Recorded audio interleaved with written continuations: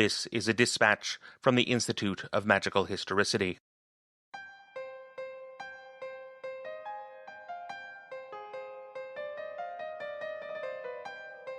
These dispatches come in from across our worldwide network in New York, Zurich, Rochester, Prague, and San Francisco. They are written and read by Institute President Benjamin Wax and scored by the Dean of Aesthetics, Ariel Cruz. They have been peer-reviewed for accuracy by the Council of Three and fact-checked by Institute staff.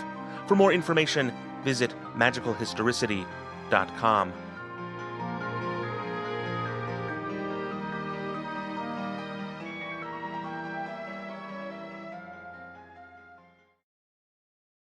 A Story About Fear.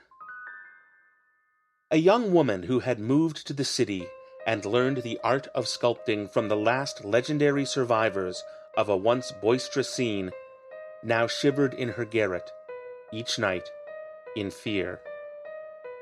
For upon the death of the High King, a great wave of iconoclasm had swept the kingdom, and young men with hammers crashed through the doors of museums, destroying any art that looked human.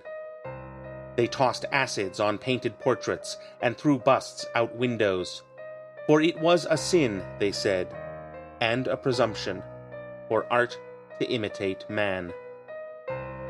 They did not all agree on the reasons. Some said it was because only God should have the power to present the human form, and so artists were lacking in awe. Some said it was because to paint or sculpt the faces of men is to laugh at mankind, and so artists were cruel. Some said it was simply bad art, and so artists wasted their materials, and some simply liked to smash the images of people with hammers and crowbars, and said that destroying art was not enough. She had sculpted tableaus with the High King and images of poor women she had seen standing in breadlines.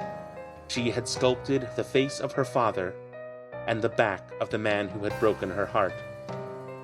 Because she was the last in the line of the famous sculptors, the late apprentice who had carried on their work, the young woman knew the angry iconoclasts were coming for her, and she stared at the night shadows from her window, wondering who they were, and she flinched at the approach of strangers each winter day, for anyone could be carrying a hammer within his coat, or a bottle of acid in his pocket, and declare that her art did not deserve to exist.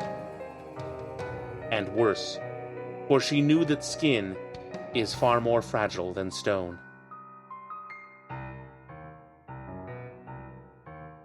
And so, one day, troubled by a lack of sleep and haunted by the sound of footsteps in a hallway, she gathered up her friends and her admirers and her supporters, who were likewise afraid, and took them to the public square and placed makeup and paint upon them so that their skin looked like stone, and posed them as she would have her work.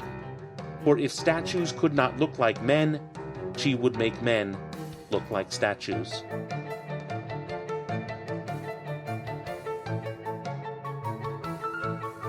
People gathered and watched and stared and laughed as her volunteers made faces and played games, until at last a great assembly was present to watch the living tableau.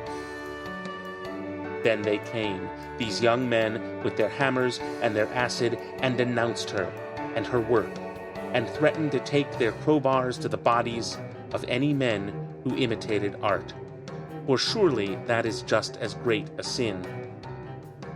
But though they were angry and armed and shouting, yet the line to be put in stone makeup was larger than their mob, and the line to enter the park and see her work was larger still, for the joy of her task had made people of good conscience come, and its beauty had made them brave. And though she was still afraid in that moment, as the future of her art was confronted, she was not alone, and this was the struggle she preferred.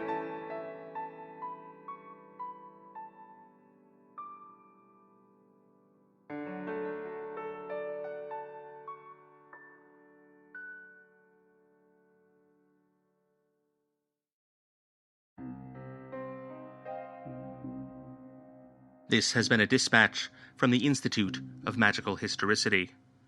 The Institute is headquartered in San Francisco, with major offices in New York, Zurich, Rochester, and Prague.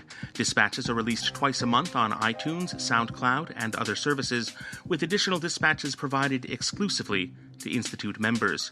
Dispatches cannot be taken for credit, but can serve as course prerequisites. We'd like to thank our supporters, including Brent Dexter, Peter Logren, and Amanda Williams. The Institute is a signatory to the Johannesburg Protocols and is in no way affiliated with Benjamin Winter or his estate.